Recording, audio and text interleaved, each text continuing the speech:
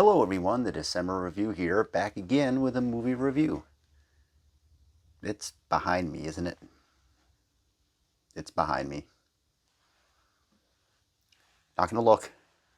I'm not gonna look. This is awkward.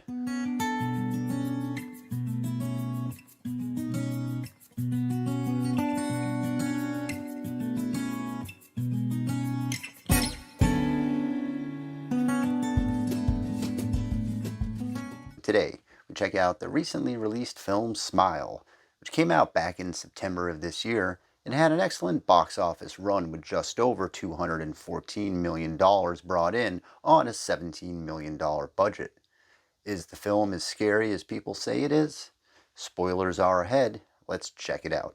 The rather effective trailer for the film, along with a unique viral campaign that showcased people smiling behind home plate during Major League Baseball games, helped create the buzz on this horror tale. Rose Cotter is a psychiatrist who works at an emergency psych ward. One day, a woman shows up who witnessed her professor take his own life and has since been seeing visions of an entity who creates these sinister smiles within people, and she has had contact with long-gone relative. She then begins to freak out before taking herself out, all witnessed by Rose, who is understandably shaken by the events. Soon after, Rose walks by a patient who happens to be wearing an odd smile, and it's Rose's turn to be haunted by this ghostly insanity. The movie takes one part The Ring, another part It Follows, and blends it all together as a character study in trauma, loss, and coping, destined to create broken relationships and fractured self-worth. Those themes help elevate the film as the layers pull away, revealing more of its story. For our lead Rose, she was witness to her own mother's demise years ago.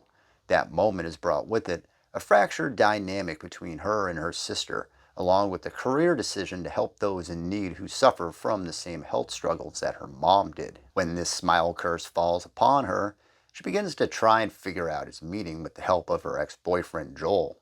Rose is engaged and has been seeing a psychologist herself. And as the smile bears down, her sanity stretches as far as it can go, leaving everyone around her, except for Joel, to believe she has succumbed to her inevitable mental fate like her mother had. Smile is a good psychological thriller bordering on great at times, but ultimately it feels just a bit redundant and relies on jump scares for far too long during its 2-hour duration. On the surface, for pure entertainment value, the film has an excellent setup, and its premise, while not entirely original, can be captivating and chilling. The movie eventually plays out as a mystery thriller, as Rose tracks down the path of the Smile victims. In between, she is visited by the curse, who happens to stay away long enough for the plot to unravel. So at least it's a well-mannered curse. It's behind me again, isn't it? Still not looking. The film does a good job setting the viewer up with its camera work. The now standard and a bit overused bird's eye view showing cars driving along the road or conveying the horizon is in full effect here. A bit more unique is the way of flipping upside down or just rotating the screen enough to keep the audience off balance. There's a great quick shot early on where we see a reflection upside down, and how it's framed made me feel that this was maybe a tree or landscape, but it's just our lead sitting at a table. It's a well-conceived moment. Adding to the tension is the visions of the entity people. They can be found just out of frame before moving into the lens. In the shadow is then fully realized. Coupled with the effective smile on their faces, the undercurrent of the next scare is never too far away. But those jump scares, though, this movie is a jump scare marathon. For comparison's sake, say you're watching a random Friday the 13th film. You know how every 10 minutes Jason is going to pop up on screen? Well, that same method is applied here, only instead of Mr. Voorhees saying hello, it's a jump scare. But they are rather effective here for the most part. The movie incorporates two different kinds of jumps. The standard one, of course, having a character stare off into a dark hall or doorway, and the music thins out. There's a long pause with a few extra seconds of waiting until some ring-inspired face comes flying at the screen. Then there is the less used way of just inserting a scary image out of nowhere during a random scene. Like those early internet videos that told you to turn the volume way up and a scare would eventually get you. But But even knowing when they are about to happen here, they still work well, and that's a testament to the well-made story itself, more so than the cheap technique being used. The film's subtext is rather interesting. At its core, the main theme is trauma.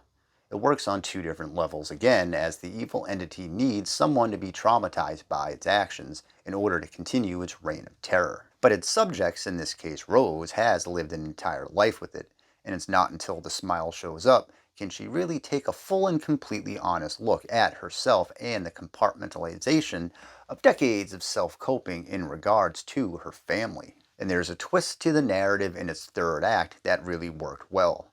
This change makes the viewer take a step back and rethink the story in a much more thought-provoking way. There's also a few moments during the film where our lead Rose is woken or startled by screams of her name. For a while it seems like just another jump technique, but there is actually a very subtle reveal for it, and it's a quite well-conceived concept. There were two ways this movie could end, and instead of choosing one, its creator decided to showcase both. We get the happy and sad ending back to back, which normally would be a cop-out, but here I thought it works. If you buy into its characters and story, playing the choose-your-own-adventure game is fine. It allows the audience to remember the film how they wish it should be. It also sets up the sequel, which there will no doubt be one soon enough. I'd also like to point out there's an excellent scene between Rose and her psychiatrist. They're having a conversation, and then the phone rings. It's right out of the Hitchcock playbook, and it's one of the film's best moments. So overall, Smile is a well-made fright fest with a great score, slick camera work, and a rather interesting narrative built around mental health. Rose is a strong yet flawed character whose emotional journey is conveyed exceptionally well on screen. The jump scares could have been scaled back and replaced by a different method of getting its point across, but they are effective. You will know one is coming and it won't matter. If you are looking for a well-made and scary thriller, then Smile is highly recommended. It's currently available to buy on all the streaming sites and can be found on Paramount Plus app. I give Smile 4 out of 5 jump scares.